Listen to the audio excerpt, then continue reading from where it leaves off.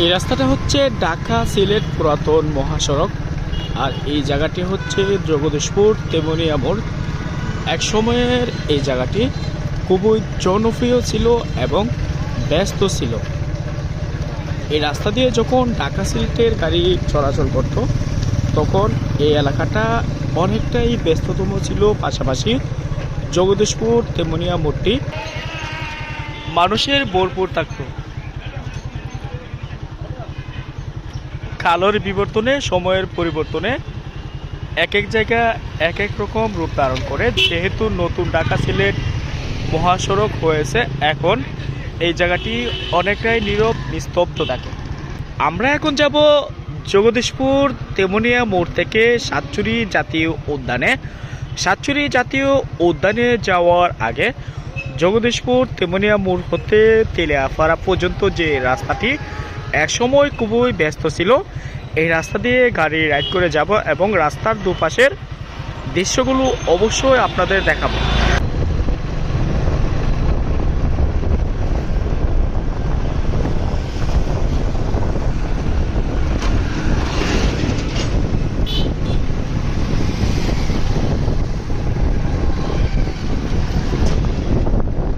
সামনে একটা বড় ব্রিজ রয়েছে স্টিলের, এটা হচ্ছে বড়দলিয়া ব্রিজ। আর ব্রিজটা বেশ সুন্দর এবং দেখতেও বেশ ভালো লাগে। যেহেতু বর্তমানে এই জায়গাটিতে এই রোড দিয়ে গাড়ি খুবই কম চলাফেরা করে, তবে এদিকের দৃশ্যটা উপভোগ করার জন্য প্রতিদিন অসংখ্য ট্রাভেলার ঘুরতে আসে।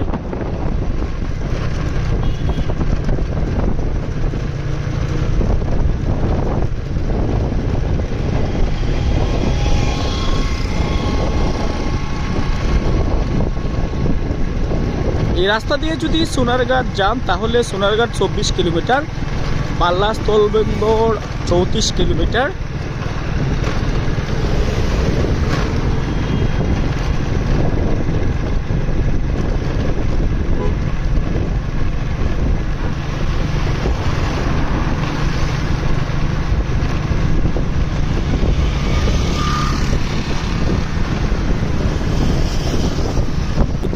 যে রাস্তাটি দুপাশে অসংখ্য সবজির ক্ষেত রয়েছে।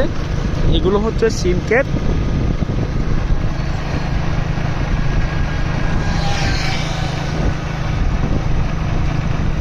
এদিকে যখন যাবেন এদিকের যে সৌন্দর্যটা আসলে উপভোগ করার মতন, পাশাপাশি এদিকের দৃশ্যটা দেখতে বেশ ভালো লাগে।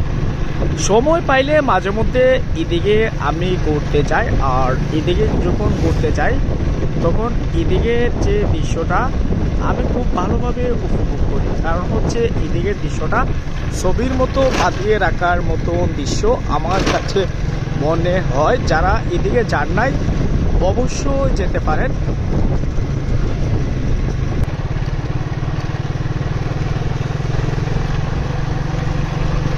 তবে এদিকের একটাই প্রবলেম, যদি বড় গাড়ি একসাথে দুটা চলাচল করে এক পাশ থেকে অন্য পাশে যেতে অনেকটাই কষ্ট হয় বা আস্তে আস্তে গাড়ি চালাতে হয়।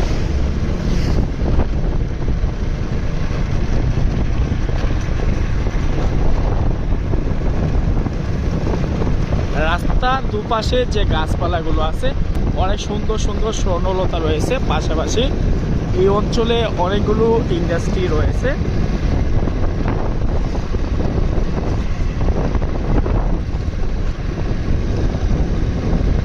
যেহেতু আজ ঘুরতে যাব আর ঘোরার জন্য এদিকের রাস্তাটা আমি ঠিক করেছি, তাই আপনারা অবশ্যই আমার সাথে থাকবেন। সামনে একটা ফিলিং স্টেশন রয়েছে, মোটর বাইকে আমি তেল ভরবো, তারপর আমি আমার গন্তব্যে যাব তেলিয়াপাড়া পুলিশ ফাঁড়ি। এখানে একটা পুলিশ ফাঁড়ি রয়েছে আর এটা হচ্ছে একটা প্রাইমারি স্কুল, সুরমা সরকারি প্রাথমিক বিদ্যালয়। ফাইনালি আমি চলে আসলাম ফিলিং স্টেশনে, যেখানে আমি তেল নিব। আর ফিলিং স্টেশনটা অনেকটাই ফাঁকা, যেহেতু মানুষের সমাগম খুবই কম। ভাই পেট্রোল কত হইরা? অক্টেন আছে? অক্টেন কত হইরা? হ্যাঁ, পাম্পের মধ্যে আসলাম আর এই জায়গাটিতে বর্তমানে পেট্রোল নাই, অক্টেন আছে। আমি 1 লিটার অক্টেন বললাম। যেহেতু পাহাড়ে ঘুরবো আজ, আর পাহাড়ে ঘুরতে অনেক তেল লাগে, যেহেতু উঁচা নেচা টিলাতে উঠবো। যারা এদিকে ঘুরতে যাবেন অবশ্যই এই পাহাড়ের ওঠার আগে বা পাহাড়ে যাওয়ার আগে ফিলিং স্টেশন থেকে তেল নিয়ে যাবেন।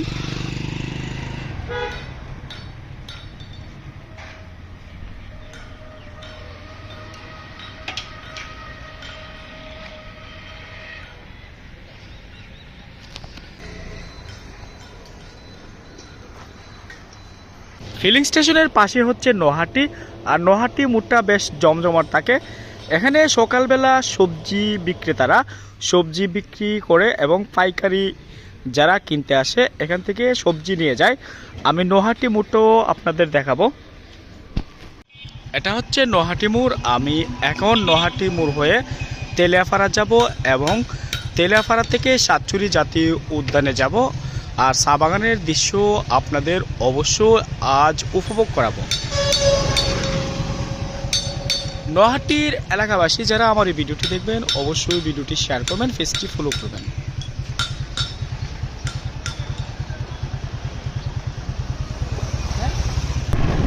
নহাটির মোড় থেকে তেলিয়াপাড়া যাওয়ার পথে এখানে অনেকগুলো কড়ই গাছের দেখা মিলে, আর কড়ই গাছের যে দৃশ্যটা আসলে উপভোগ করার মতন। আর দেখতে পাচ্ছেন কতটাই সুন্দর দৃষ্টিনন্দন এদিকের রোডটা। আর এখানে মোটামুটি গাড়ির ভিড় থাকে, অবশ্যই সেফটি নিয়ে গাড়ি চালাবেন। মাধবপুর উপজেলার মধ্যে এই জায়গাটা একসময় খুবই উন্নত ছিল এবং সবাই ব্যবসা বাণিজ্য নিয়ে ব্যস্ত থাকতো। তবে বর্তমানে এখন এই এলাকার মানুষ কৃষির কাজে বেশি জড়িত এবং কৃষি উৎপাদনে তারা সময় ব্যয় করে। আর এই রোডটা যখন ঢাকা সিলেট নিয়মিত গাড়ি যাতায়াত করতো তখন নহাটি মোড় থেকে তেলিয়াপাড়া পর্যন্ত এখানে এতটাই ভিড় থাকতো এবং মানুষের সমাগম থাকতো। অনেকে যে যার মতো করে ব্যস্ত থাকতো কর্ম নিয়ে। এখন জায়গাটি অনেকটাই শুনশান এবং নীরব হয়ে আছে। এই ঘরগুলো তখনকার সময়ে তোলা ছিল, আর এইদিকে আবাসিক বোর্ডিংও ছিল, পাশাপাশি রেস্টুরেন্ট। এইদিকে গাড়ি পার্কিং করে রাখা হতো। শাহেনা সরকারি প্রাথমিক বিদ্যালয় আমি স্কুল যখন দেখি তখন আমার খুব ভালো লাগে। যারা তেলিয়াপাড়া দিয়ে সাতচুরি যান নাই অবশ্যই যেতে পারেন, আর এদিকে দৃশ্যটা উপভোগ করতে পারেন। দৃষ্টিনন্দন এমন সৌন্দর্য উপভোগ করা ভালোই লাগে। আর যারা উপভোগ করেন নাই অবশ্যই বাইক রাইড করে এদিকে আসতে পারেন।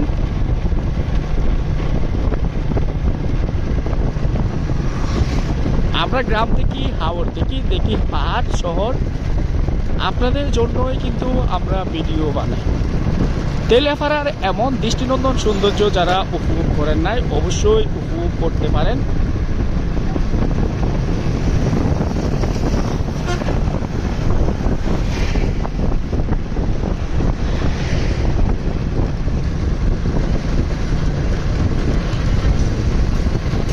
আমি তেলিয়াপাড়া বাজারে চলে আসলাম, আর তেলিয়াপাড়া বাজারটা অনেকটাই বড়, যেহেতু এই বাজারটি অনেকটাই পুরাতন একটি বাজার। ব্রিটিশ পিরিয়ড থেকে এই বাজারটি, আর ঢাকা সিলেট মহাসড়ক তখনকার সময়ে পুরাতন। তেলিয়াপাড়াতে একটা রেলওয়ে স্টেশন আছে, আমি রেলওয়ে স্টেশনটাও দেখাবো আপনাদের। এই জায়গাটা হচ্ছে তেলিয়াপাড়া রেলওয়ে স্টেশন। আপাতত স্টেশনটা বন্ধ আছে, শুধু সিগন্যালের কাজে এই জায়গাটি ব্যবহার করা হয়। এইদিকে ঢাকা সিলেট ট্রেন নিয়মিত যাতায়াত করে। দেখতে পারতেছেন কতটা সুন্দর। আর এদিকে রয়েছে একটা মসজিদ, মসজিদটা বেশ সুন্দর। যাই হোক, এই রাস্তা ধরে আমি সামনে যাব সাতচুরি জাতীয় উদ্যানে।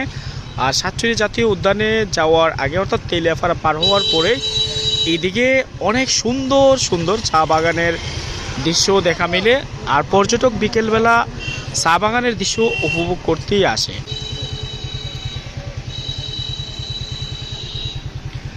তেলিয়াপাড়া রেল স্টেশন নিয়ে কার কেমন স্মৃতি রয়েছে অবশ্যই কমেন্ট করে জানাবেন।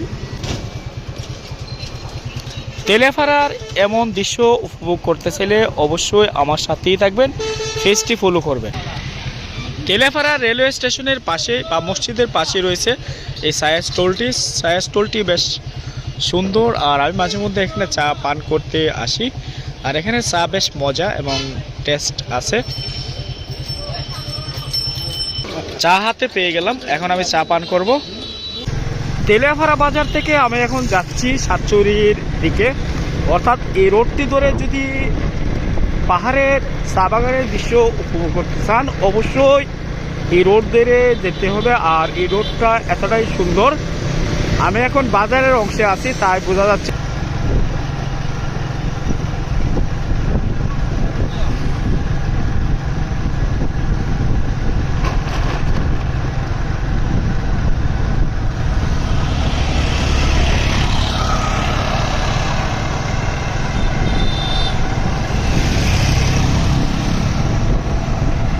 এখানে একটা মাজারটা অনেকটাই সুন্দর এবং এখানে উরুস হয়ে থাকে, পাশাপাশি মসজিদ।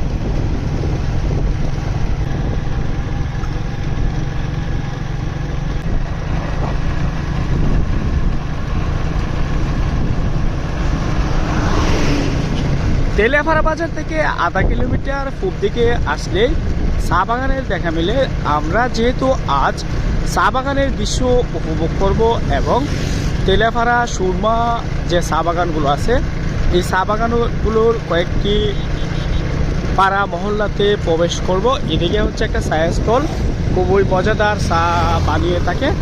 মাঝে মধ্যে এদিকে আসলে এই চা পান করে থাকি।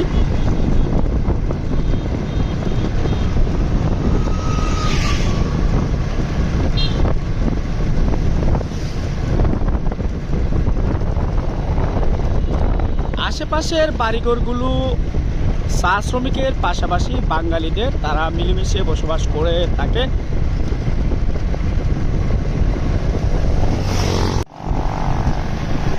অনেক সময় ধরে রাইড করতে করতে হাঁপিয়ে গেলাম, এখন আমি একটু দাঁড়ালাম। আর এখানের যে চা বাগানের দৃশ্য আসলে উপভোগ করার মতন। পাশাপাশি দুইটা গাড়ি আসতেছে। এদিকের দৃশ্যটা যত উপভোগ করবেন তত ভালো লাগবে।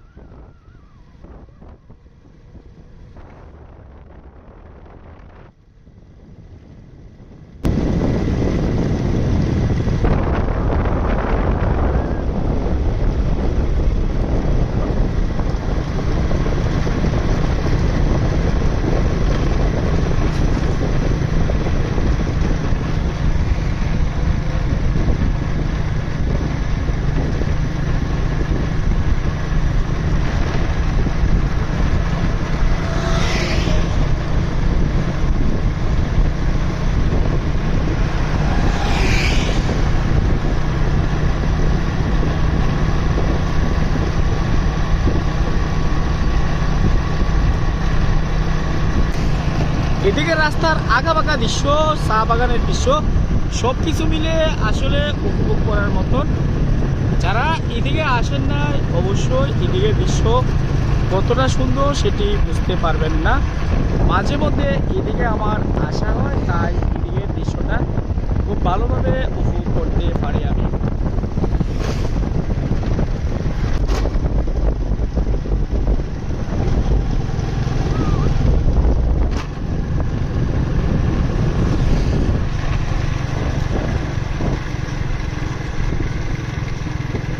যারা চা শ্রমিক তারা চা বাগানে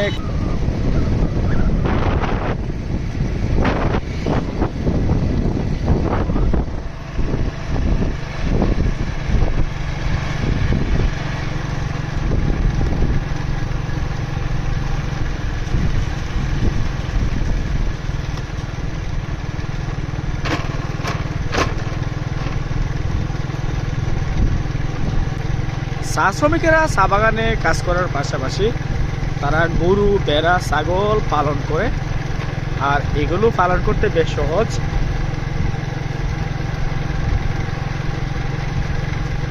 আমার এই ভিডিওটি কার কাছে কেমন লেগেছে বা লাগতেছে অবশ্যই কমেন্ট করে জানাবেন, ভিডিওটি শেয়ার করবেন। হবিগঞ্জের এমন সুন্দর সুন্দর দৃশ্য উপভোগ করতে চাইলে অবশ্যই হবিগঞ্জে আসতে পারেন। আর হবিগঞ্জের এমন দৃষ্টিনন্দন সৌন্দর্য উপভোগ করতে বাংলাদেশের বিভিন্ন অঞ্চল থেকে পর্যটক ছুটে আসে। আপনিও আসতে পারেন আমাদের হবিগঞ্জে। আর আমাদের হবিগঞ্জ প্রাকৃতিক সৌন্দর্যে ভরপুর, চা বাগান, পাহাড়, হাওর, নদী, বিল সব কিছুই রয়েছে। একজন টুরিস্ট এক সপ্তাহ ব্যয় করে পুরো জেলা যদি দেখতে চান তাহলে আমাদের হবিগঞ্জের সৌন্দর্য শেষ করতে পারবেন না দেখে দেখে।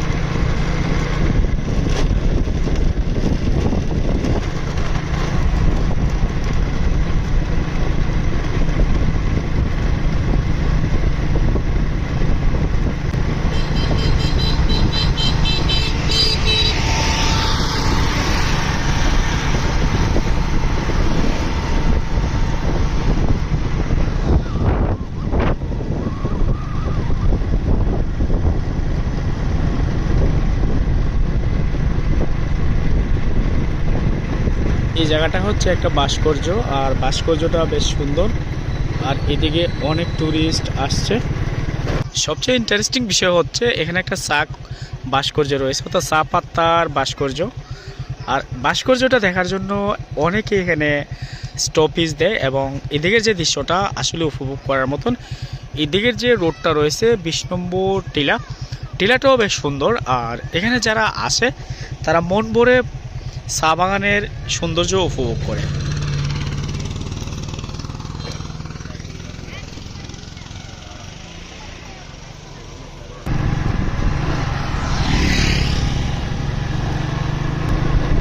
আমরা সামনের দিকে যাব, আর সেখানের কি কি দৃশ্য আছে সেগুলো আপনাদের উপভোগ করাবো। মোট কথা হচ্ছে চা বাগানের সৌন্দর্য উপভোগ করতে আমরা এই রাস্তাটা ব্যবহার করব, পাশাপাশি আমরা যে লোকালয়ে যে রাস্তাগুলো আছে সেগুলোরও সুন্দর দৃশ্য আপনাদের উপভোগ করাবো। তবে এই রাস্তা দিয়ে উঠতে বা এই রাস্তা দিয়ে যেতে বেশ কষ্ট হয় একা একা রাইড করতে। আর হাতে যেহেতু আমার মোবাইল, তাই আমার বুঝে শুনে গাড়ি ড্রাইভ করতে হয়। তবুও আমি আপনাদের জন্যই কিন্তু গাড়ি রাইড করে যাচ্ছি।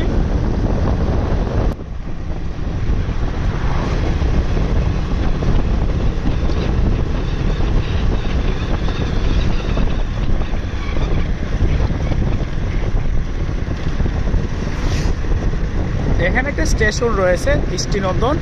এই স্টেশনে অনেক পর্যটক আসে, তবে এখন যেহেতু রোদ তাই এখানে তেমন মানুষের সমাগম নাই। আরও পরে এখানে মানুষ দেখা যাবে। আমরা প্রায় সাতচুরির কাছে চলে আসলাম, আর আঁকাবাঁকা রাস্তার সৌন্দর্য আপনাদের দেখানোর জন্যই কিন্তু আজকের আমাদের ভ্রমণ।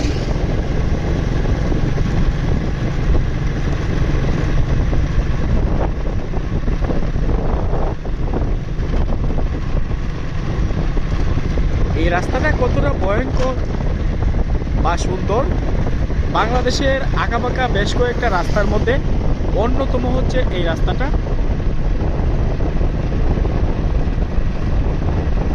তেলিয়াপাড়া থেকে সাতচুরি পুরো রাস্তাটাই এমন সুন্দর, পাশাপাশি সাতচুরি জাতীয় উদ্যানের ভিতরের দৃশ্যটাও আরও সুন্দর।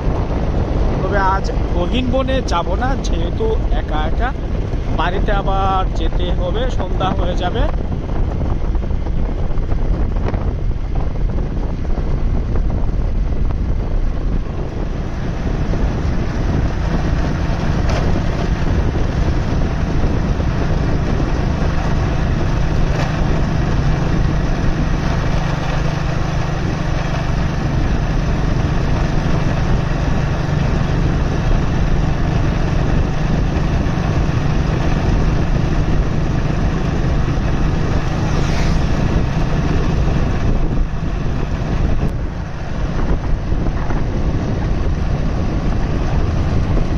চা বাগানের এমন ঘরগুলো শ্রমিকেরা বিশ্রাম নেওয়ার জন্য বানিয়ে থাকে বাগান কর্তৃপক্ষ।